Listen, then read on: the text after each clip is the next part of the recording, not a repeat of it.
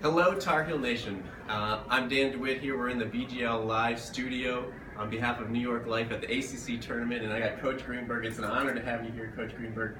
I want to start off. Duke game just finished up. What's the key matchup or the key ingredient to another North Carolina victory tomorrow? I think the whole thing in North Carolina, you got to find a way to contain Jason Tatum. I mean, if you're going to beat Duke, you got to contain Tatum, whether it's in transition, in isolations. He's shooting the ball with great confidence. Then you got to pound that thing inside, attack him on the glass, and beat him in transition. I mean, let's face it, Duke, Carolina's really easy to figure out, right? When they attack you in transition, when they attack the paint, when they attack the glass, they're pretty good. Where I was impressed with today, and maybe the difference in what Coach Williams was able to do with their team today, and why they're so good, is because they defend. When Carolina defends, they're at another level, because you know the other things are in place. Well, and you mentioned getting it inside for Carolina. That's always been a big thing in Coach Williams' career. How do we make sure we keep Meeks engaged, and as we've been doing the last two games now, keeping Hicks out of foul trouble? I think Hicks out of foul trouble is the most important thing. And Hicks is at his very best when he's running, when he's playing off penetration, when he's catching in the high post. And somehow, someway, he picks up some of those silly fouls, and you got to eliminate those. I mean, he's going to get put in a ball screen. He's going to be put in a bad situation. He's going to commit a foul. He can't go over the back. He can't reach in. He can't take himself out of the game. And I think that's, really important. But as I watch Hicks, a lot of Carolina fans, Hicks isn't playing well when he got hurt. It's not a big loss. It is a big loss. And because when you have Hicks and Meeks and Tony Bradley, especially the way Luke's playing right now, but Tony Bradley, now all of a sudden, you have 5 more fouls, and you put that much more pressure on the defense. I think Tony Bradley, but just moving forward, you don't have to be a rocket scientist to figure out that dude might be the next Brad Daugherty. Yes, and depth is probably a big thing. I'd like to jump way ahead probably here, even past the tournament. So much talk about the one and done and young guys going. In your mind, some of those young guys, who needs to return, especially for Carolina, but even throughout the ACC?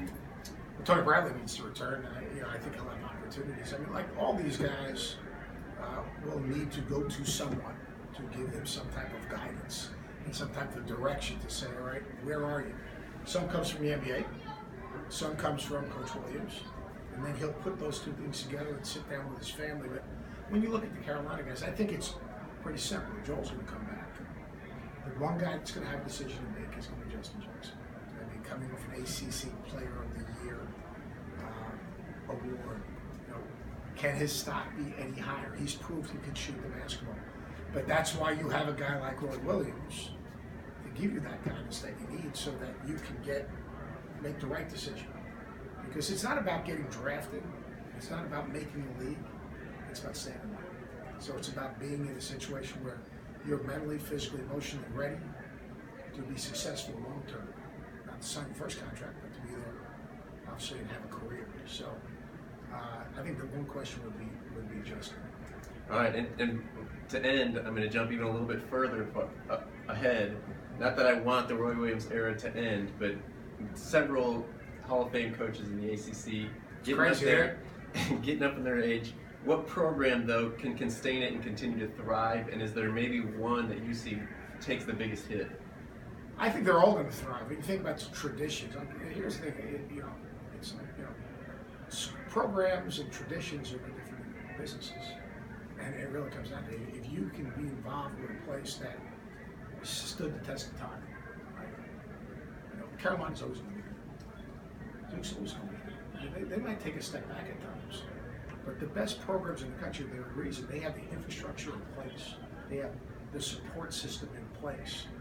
They have the history and the traditions. They're destinations. And that's, whether it's coaching basketball or business, what you want to do is you want to associate yourself with people that have been there and have the expertise and the experience. Like that's what we'd say, New York Life. All right, I appreciate the time. Who do you want to be the next coach at Carolina? Whoever's going to succeed the most. Who do you want to be the next coach at Duke? Anyone who's going to succeed the least? That's exactly right. That's a deal. All right, thanks so much, Coach. Thank you very much. Appreciate it. All right, that's all we got. Go Heels.